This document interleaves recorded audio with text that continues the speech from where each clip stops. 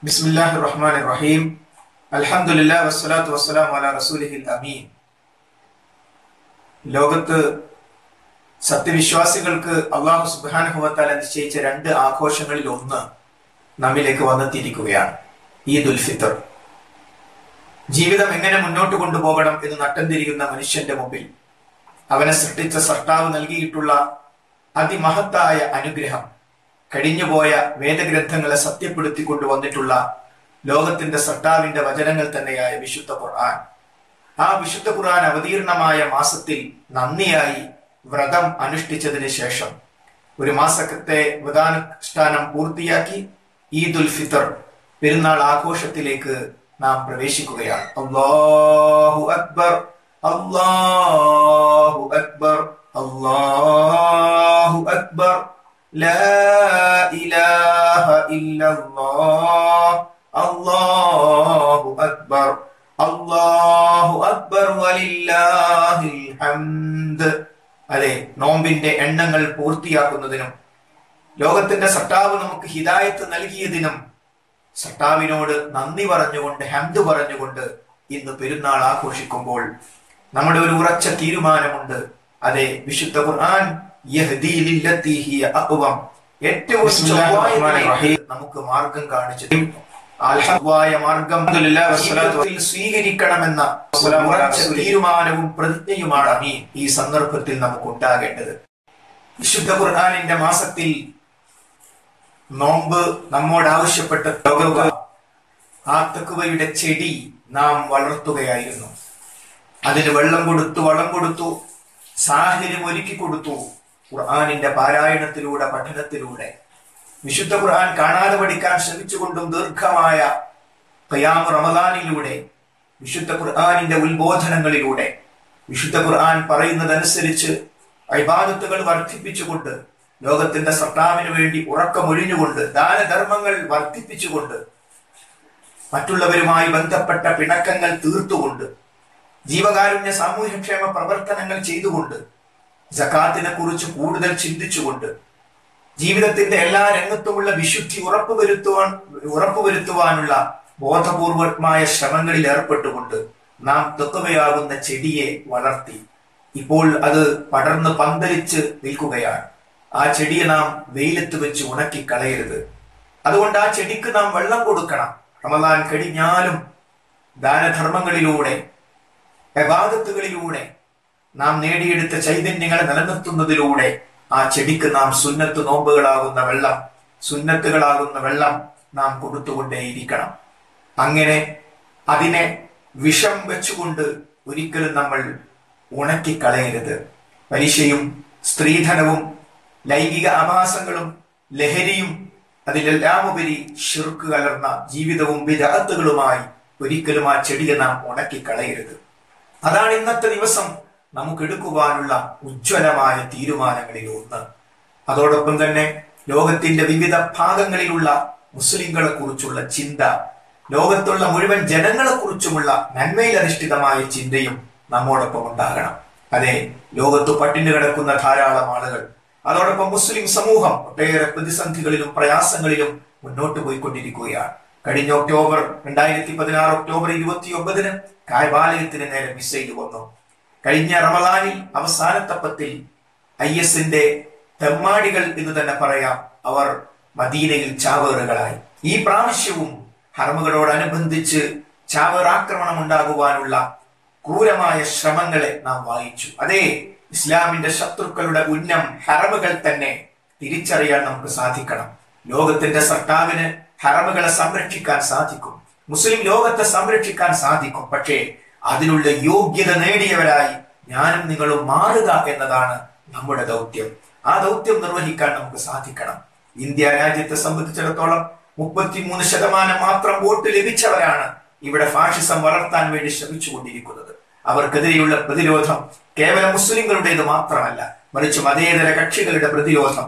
സ്വാതന്ത്ര്യ സമരത്തിൽ ഇന്ത്യയുടെ സ്വാതന്ത്ര്യത്തിന് വേണ്ടി ഒന്നിച്ചു പൊരുതിയതുപോലെ അവർ ഉണ്ടാക്കിയെടുത്ത ഇന്ത്യയെ തന്നെ ഇല്ലാതാക്കുവാനുള്ള ശ്രമങ്ങളെ ആഭ്യന്തരമായി വരുമ്പോൾ ഒരാഭ്യന്തരമായ സ്വാതന്ത്ര്യ സമരം, അതെ, ഭരണഘടന വിഭാവന ചെയ്യുന്ന മൗലികാവകാശങ്ങൾ എല്ലാ മതവിശ്വാസികൾക്കും അനുവദിച്ച ആ ഭരണഘടനയിൽ അധിഷ്ഠിതമായ രാജ്യം ഇവിടെ നിലനിൽക്കുന്നതിന് വേണ്ടിയുള്ള പോരാട്ടം ഹൈന്ദവരും മുസ്ലിങ്ങളും ക്രൈസ്തവരും സിഖുകാരും എല്ലാവരും കൂടിച്ചേർന്ന് ഇവിടെ നടക്കേണ്ടിയിരിക്കുന്നു. അപ്പോൾ വികാര ജീവികൾ അത് ഭൂരിപക്ഷത്തിൻ്റെതായാലും ന്യൂനപക്ഷത്തിൻ്റെതായാലും അവർ ഒറ്റപ്പെടും. അങ്ങനെ ഒറ്റപ്പെടലാണ് ഇന്നിന്റെ ആവശ്യം. അതുകൊണ്ട് ഫാഷിസത്തെ നേരിടേണ്ടത് പ്രശ്നങ്ങൾ കേവലം മുസ്ലിം പ്രശ്നങ്ങളായിക്കൊണ്ടല്ല. കൊടിഞ്ഞിയിലെ ഫൈസൽ വധവും കാസർഗോഡ് ഇമാമിന്റെ വധവും മുസ്ലിം പ്രശ്നങ്ങളല്ല, ഇന്ത്യയുടെ പ്രശ്നമാണ്, കാസർഗോഡിന്റെ പ്രശ്നമാണ്, മലപ്പുറം ജില്ലയുടെ കേരളത്തിന്റെ പ്രശ്നമാണ്. അതിനെ നേരിടേണ്ടത് നാം ഒന്നിച്ചാണ്. പകരം ഒരു മറു വിഭാഗത്തിൽപ്പെട്ട ഒരാളെ കൊന്നിരുന്നുവെങ്കിലെന്നാണ് കഴുക ബുദ്ധിയുള്ളവർ ആഗ്രഹിക്കുന്നത്. നാം ഒരിക്കലും അതിന് നിന്നു കൊടുക്കരുത്. വർഗീയ ധ്രുവീകരണവും അതേപോലെ തന്നെ തീവ്രവാദവും നമ്മൾക്ക് അനുവദിച്ചുകൂടാ. അങ്ങനെ ആഗ്രഹിക്കുന്നവർ നിരാശപ്പെട്ടു പോകുന്ന സമീപനമാണ് തിരൂരും അതേപോലെ തന്നെ കാസർഗോഡും ഉണ്ടായത്. ആ നിലപാടിലേക്ക് വന്നാൽ യഥാർത്ഥത്തിൽ ഒറ്റപ്പെടേണ്ടവർ ഒറ്റപ്പെടുക തന്നെ ചെയ്യും. പെരുന്നാളിന് പോകുമ്പോഴും തിരിച്ചു വരുമ്പോഴും വ്യത്യസ്ത മാർഗങ്ങൾ സ്വീകരിക്കണമെന്ന മഹത്തായ സന്ദേശത്തിലൂടെ ബന്ധങ്ങൾ സുദൃഢമാക്കാൻ ഈ ദിവസം ഉപയോഗിക്കണമെന്ന് ഇസ്ലാം പഠിപ്പിക്കുന്നു. മറ്റു മതസ്ഥരുമായി, അയൽവാസികളുമായി, അതിലുപരി കുടുംബങ്ങളുമായും അടുത്ത ബന്ധങ്ങളുമായുമുള്ള ബന്ധങ്ങൾ ശക്തിപ്പെടുത്താൻ എപ്പോഴും നമ്മൾ പരിചയപ്പെട്ടവരും ബന്ധപ്പെടുന്നവരുമായുള്ള ബന്ധം വീണ്ടും ആവർത്തിക്കുന്നതിലപ്പുറം മുറിഞ്ഞുപോയ ബന്ധങ്ങളെ ശക്തിപ്പെടുത്താൻ പെരുന്നാൾ ദിവസം ഏതൊരു വീട്ടിലേക്കും നമുക്ക് കയറി ചെല്ലാം. എന്തേ വന്നു? പെരുന്നാൾ.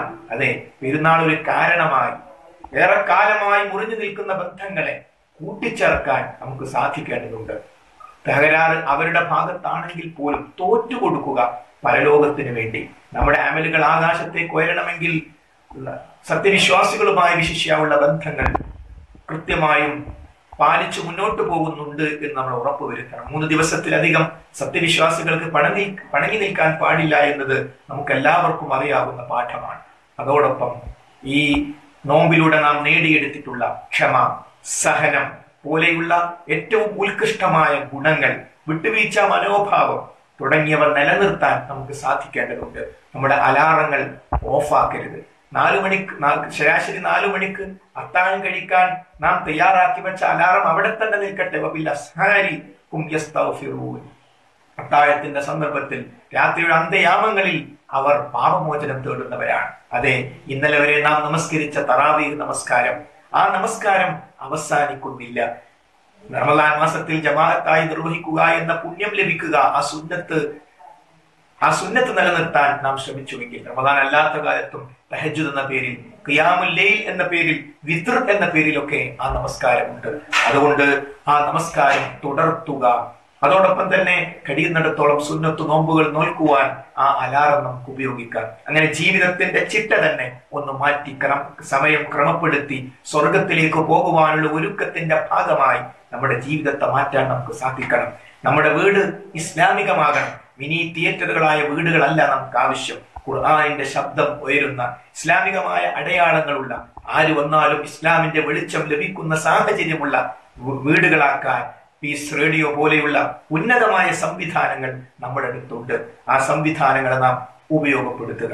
അതോടൊപ്പം തന്നെ നാം തൗബ ചെയ്ത പാപങ്ങളിലേക്ക് ഒരിക്കലും നാം തിരിച്ചു പോകരുത്.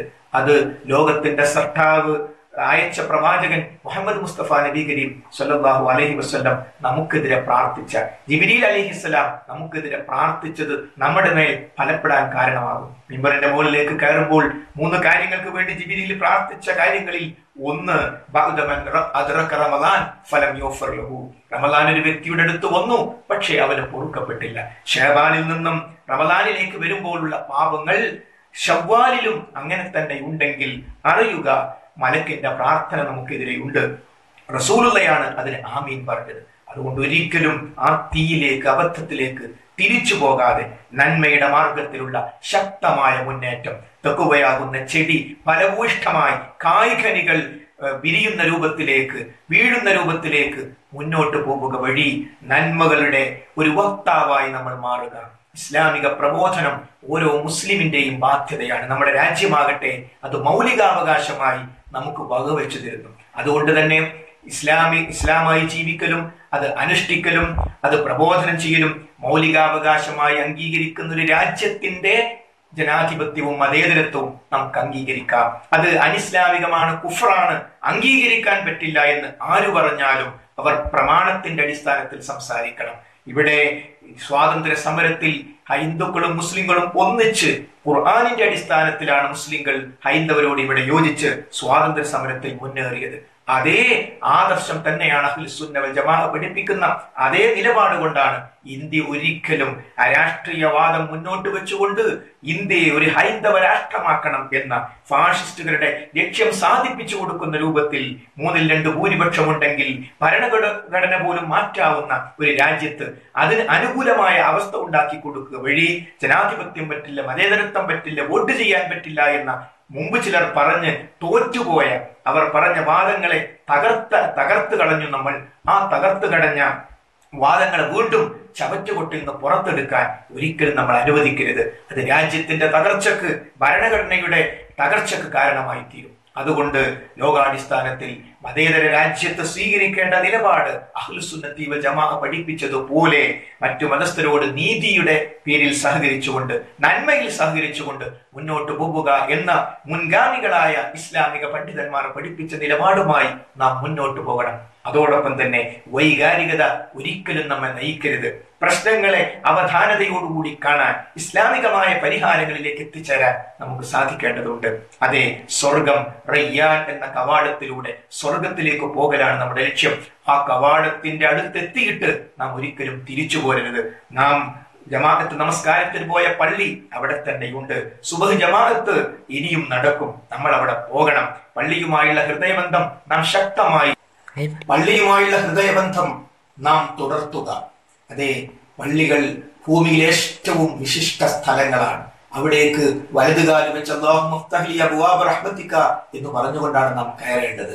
പള്ളികളുമായി ഹൃദയബന്ധം പുലർത്തുന്നവർ അർശിന്റെ തണൽ ലഭിക്കുന്നവരിൽ ഒരു വിഭാഗമാണ്. നാമും നമ്മുടെ കുടുംബവും പള്ളിയുമായുള്ള ബന്ധം ശക്തമായി നിലനിർത്തുന്നുണ്ട് എന്ന് ഉറപ്പുവരുത്തണം. പള്ളികളിൽ നിന്നും ജനങ്ങളെ ഇറക്കിക്കൊണ്ടുപോയി സ്വലാത്ത് നഗറുകളിലേക്ക് എത്തിച്ച് മുഹമ്മദ് നബി കരീം സല്ലല്ലാഹു അലൈഹി വസല്ലമയെ ആരാധിക്കുക എന്ന അതിഗുരുതരമായ അബദ്ധം സമൂഹത്തിൽ നടന്നുകൊണ്ടിരിക്കുന്നു. റമദാൻ 17 ബദരീങ്ങളെ ആരാധിക്കുന്നവരോട് വിളിച്ചു പ്രാർത്ഥിക്കുന്നതും നമ്മൾ കണ്ടു. അത്തരം മഹാ അബദ്ധങ്ങളിൽ നിന്ന് സമൂഹത്തെ തിരിച്ചു വിളിക്കാൻ സഹോദരങ്ങളെ ഒരു പ്രവാചകൻ ഇവിടെ നിലവിലില്ല. അതുകൊണ്ട് പ്രവാചകന്മാരുടെ ദൗത്യം, മഹാനായ റസൂലുള്ളാഹി ഏൽപ്പിച്ച ആ ദൗത്യം നിർവഹിക്കുവാൻ അരയും തലയും മുറുക്കി നാം രംഗത്തിറങ്ങേണ്ടതുണ്ട്.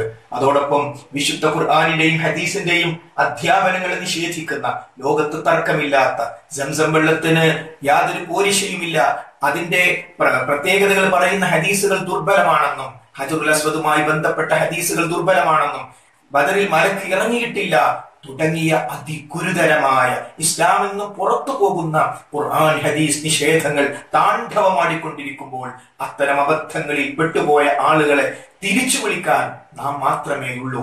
അതുകൊണ്ട് തന്നെ അത്തരം ദൗത്യ നിർവഹണങ്ങൾ നമ്മൾ നെഞ്ചിലേറ്റണം.